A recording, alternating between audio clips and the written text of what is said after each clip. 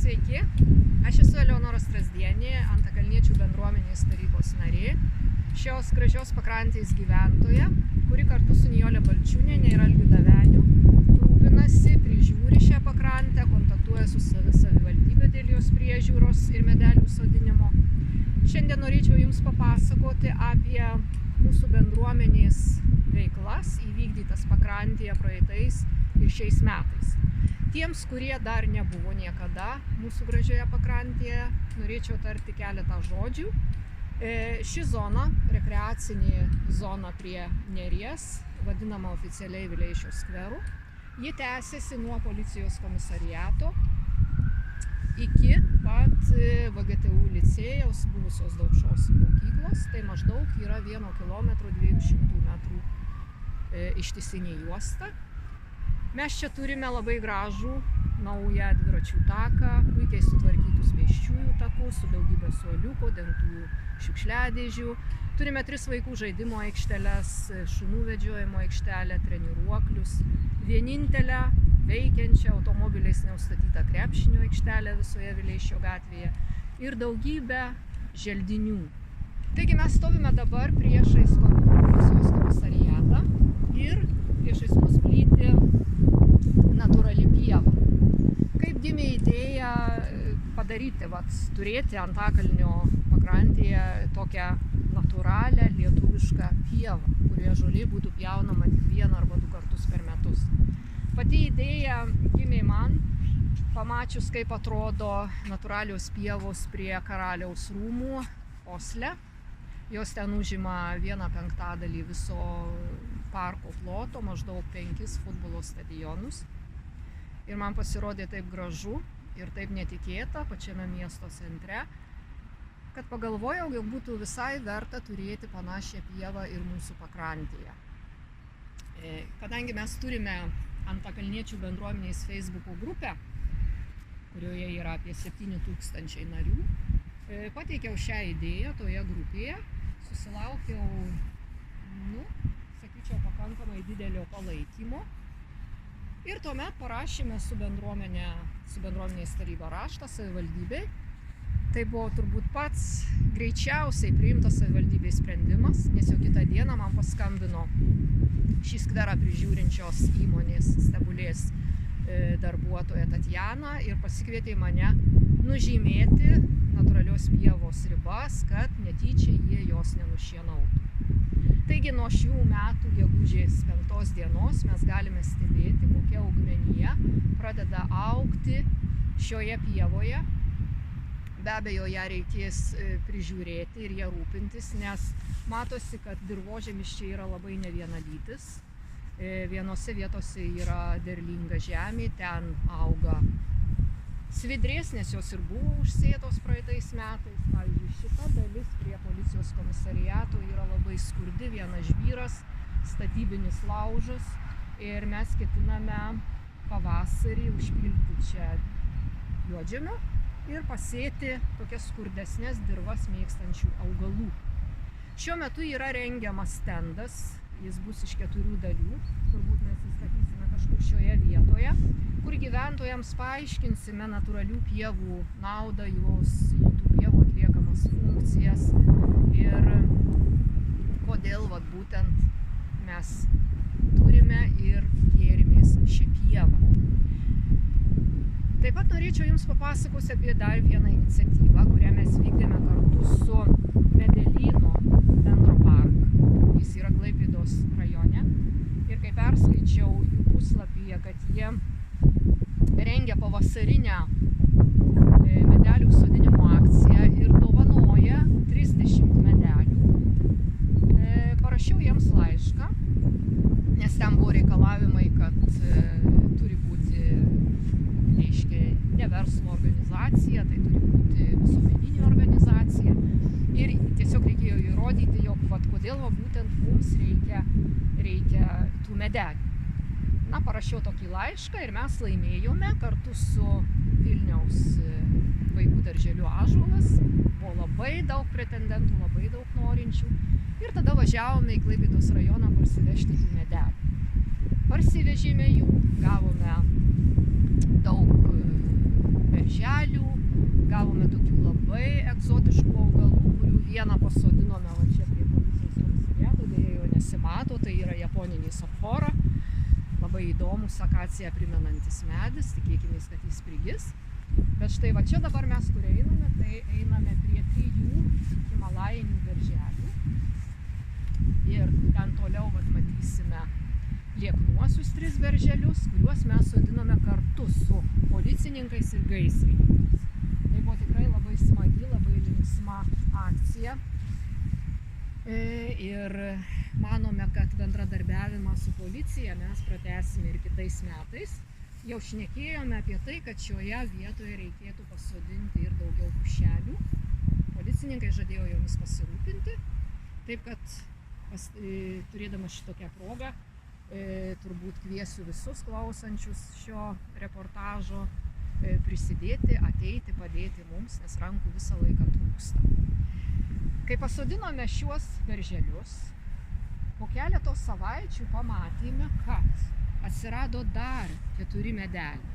Va štai ten toliau matosi 3 kleveliai ir va čia viena lieka. Nežinom, kas jas pasodina. Dabar mes praeisime truputėlį toliau mūsų pakrantę iki liekninių beržų. Ir aš norėčiau dar pasakyti, kodėl būtent ši vieta buvo pasirinkta natūraliai pievai. Tai va taip natūraliai ir buvo pasirinkta, nes jeigu jūs pasižiūrėsite, kaip atrodo aplinka prie šio namo, tai ji yra visiškai natūrali. Čia gyventojai kažkaip yra atsipūtę, jie netvarko, neįrenginėja jokių gėlynų, nedaro jokių gyvatvorių ir tai, kas auga, čia labai sėkmingai auga. Ir patikėkit manim pavasarį, kai mums taip trūksta žalumos, kai praeini pro šitai senas liepas, tu pamatai visą pavasarinių lapuočių miškų augalų įvairovę. Įsivaizduokite, eini ir matai, žydi žibuoklės, žydi plūkės, nuostabus augaliukas, paprastasis rūtenis, ten kiek toliau česnakūnės ir tiesiog neatsistebi, kaip mieste va tokioje vietoje auga tokie nuostabūs augalai, kuriuos sutiksi tik miškuose. Vieta pasirinkta ir todėl, kad, kaip ir sakiau, dirvožemis yra ganėtinai skurdus, o specialistų nuomonė tai yra labai tinkama vieta būtent įsitvirtinti smulkių pievų augalų sėkloms ir joms sudygti, nes jų nenustelbia stipresnieji augalai. Be to čia nėra nei suoliukų, nei išvaikščiotų takelių, nei kažkokių kitokių čia vykstančių veiklų. Todėl labai šaunu, kad tokį 23 arų sklypą mes galime skirti būtent natūraliai pievai. Na va, jūs matote, dabar čia yra liekninis berželis. Taip gražus toks pavadinimas, iš tikrųjų labai lieknas.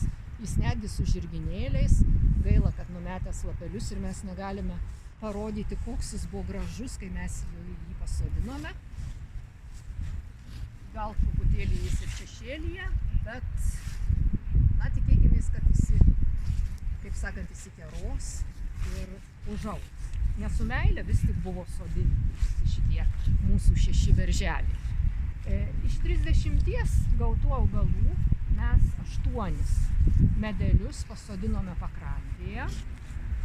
Taip pat pasodinom 4 krūmus, o likusius medelius išdalinome vaikų darželiams, atžalėlėms, kaštonui ir naminukui. Jie taip pat čia yra pas mus Vileišio gatvėje.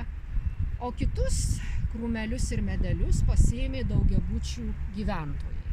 Tie, kurie pirmieji mums parašė, kurie norėjo pasipuošti savo aplinką, mes jiems mielai skyrėme tuos medelius ir krūmus. Tai manau, kad Dendroparkas tikrai turėtų būti patenkintas, jog jie taip gražiai prisidėjo prie mūsų aplinkos gražinimo.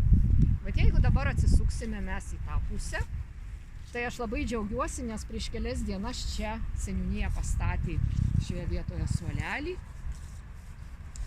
Ir be abejo, turbūt tų suoliukų bus dar daugiau.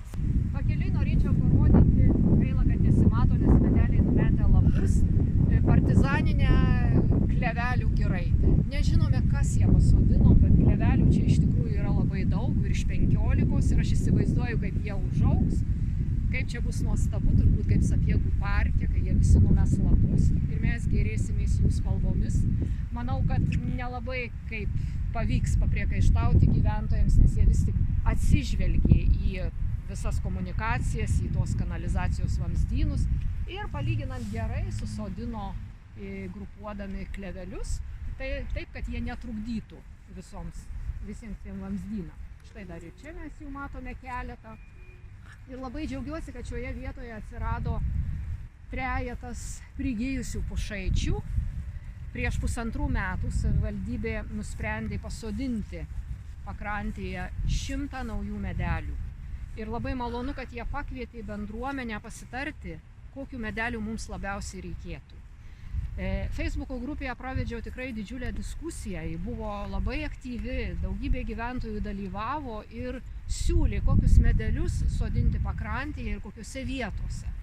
Tai pagal statistiką laimėjo pušelis. Iš tikrųjų žmonės labai nori to žalumos ne tik vasarą, bet ir žiemą, todėl daugiausiai norėjo pakrantėje pušelių, paskui ėjo tradiciniai medžiai, liepos, klevai, kai kas norėjo ir gudobelių. Ir labai malonu, kad iš tikrųjų Giedrė Čeponytė, želdynų skyriaus vedėja, ji labai atsižvelgė į mūsų pageidavimus, į mūsų norus ir sustatė tą medelių ir krūmų sąrašą pagal mūsų pageidavimus. Mes ėjome šią pakrantę kartu su ja ir Balčiūniene, ir Daveniu ir rinkome tais vietas, žiūrėjome, kur kokį medelį geriau sodinti. Taigi, kaip ir sakiau, čia atsirado 5 pušelės, deja 2 iš jų neišgyveno. Mes matome taip pat liepeles ir klevelį šioje vietoje.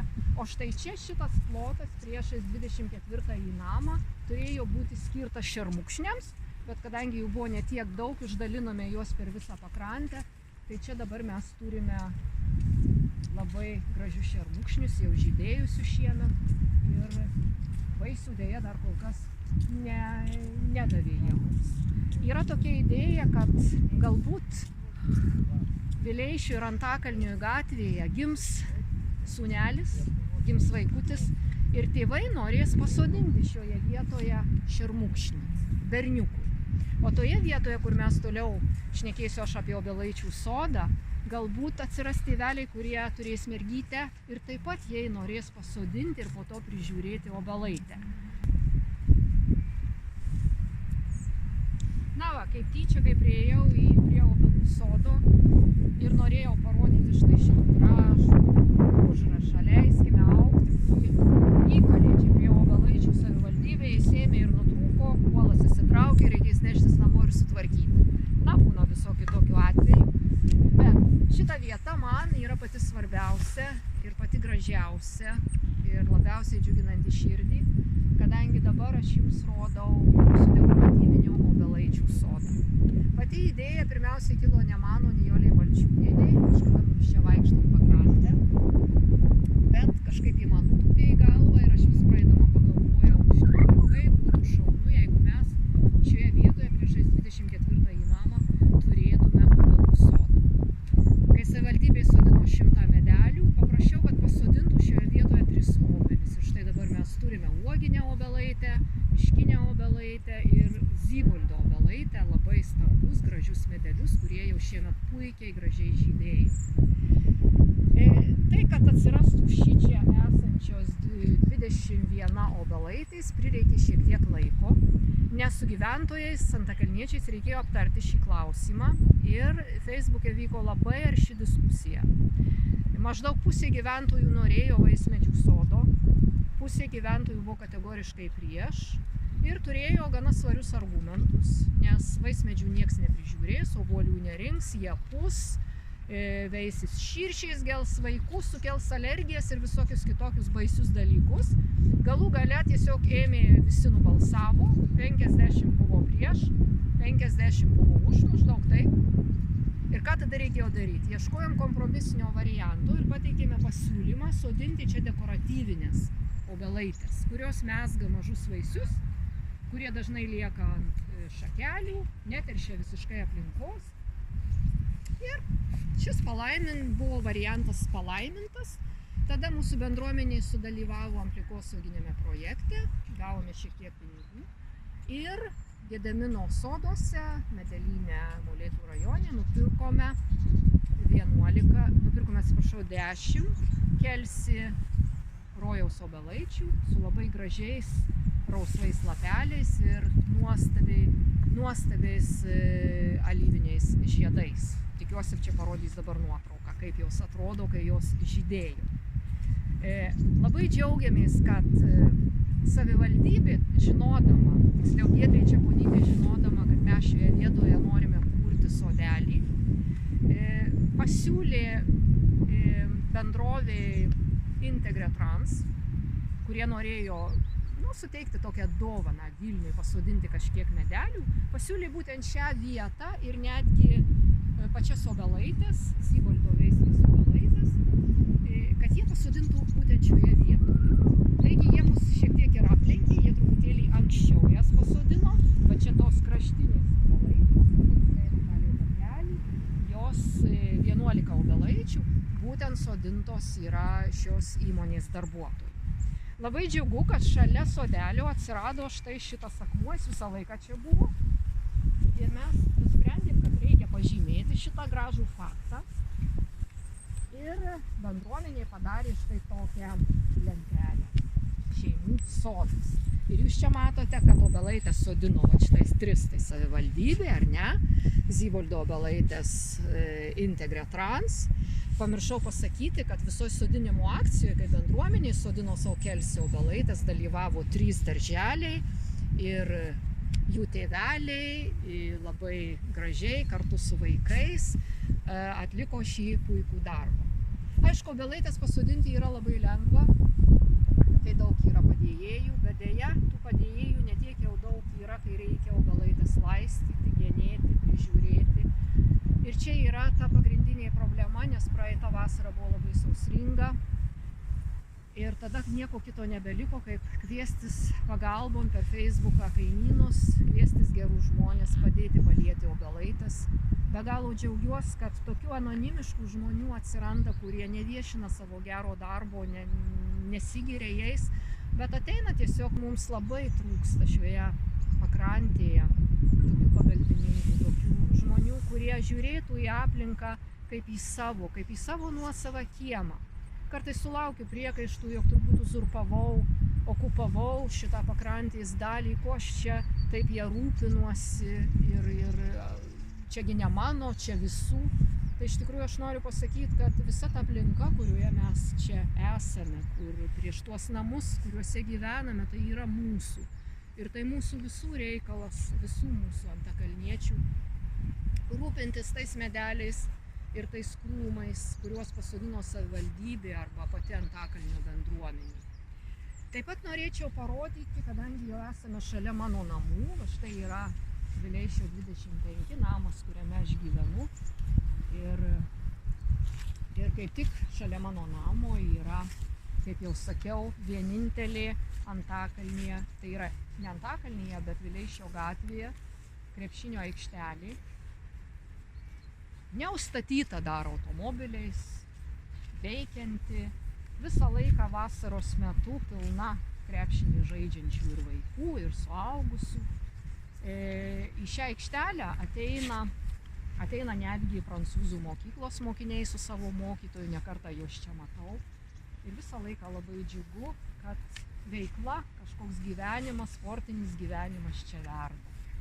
Štai mes dabar praeiname pro šulinių dangčius. Va čia yra 3 šuliniai. Norėčiau, kad juos parodytų. Kaip jums jie atrodo? Man tai jie atrodo klaikiai. Baisūs, seni betoniniai dangčiai.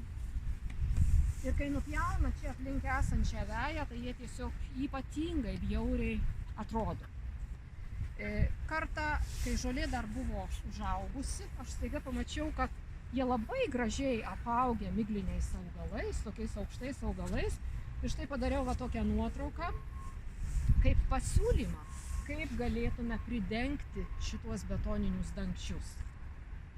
Taip pat vieną kartą išleikiau, kaip jovė traktoriuką žolę prie obelų sodelio. Ir pamačiau, kaip jis gražiai zigzagais išvažinėjo tą veją, vienose vietose liko nupjauta, o kitose jau įskusti gražūs takeliai. Ir pagalvojau, o kodėlgi taip ir nepadarius kūrybiškai nenupjaus vejos, kad žmonėms norintiems su šuniukais pasivaikščioti būtų lygi veja, o štai medeliams prie jų šaknų būtų daugiau kitų augalų, nes juk augalų šaknys, piktžolių šaknys sulaiko drėgmę ir tada mums nereikėtų tuos medelius taip lieti.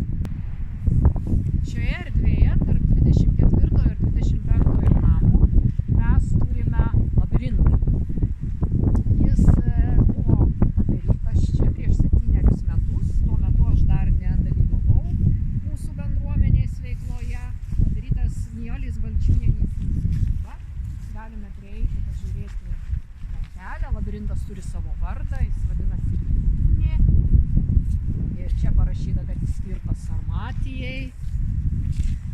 Turiu pasakyti, kad gyventojai praeinantys, pravažiuojantys dviračiais visą laiką čia sustoja ir praeina šitą ratą, šitą labirintą. Labai jis yra mėgiamas vaikų.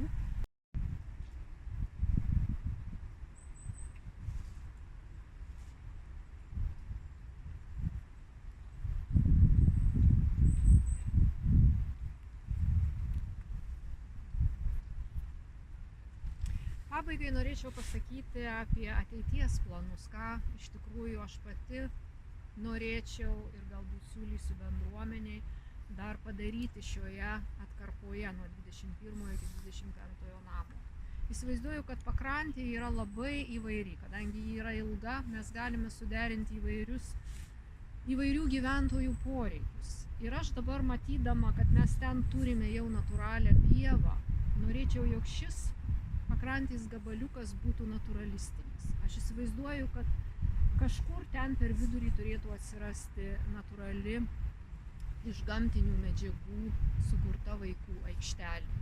Be jokios skaldos, be jokių akmenukų, juo labiau be jokių betonų.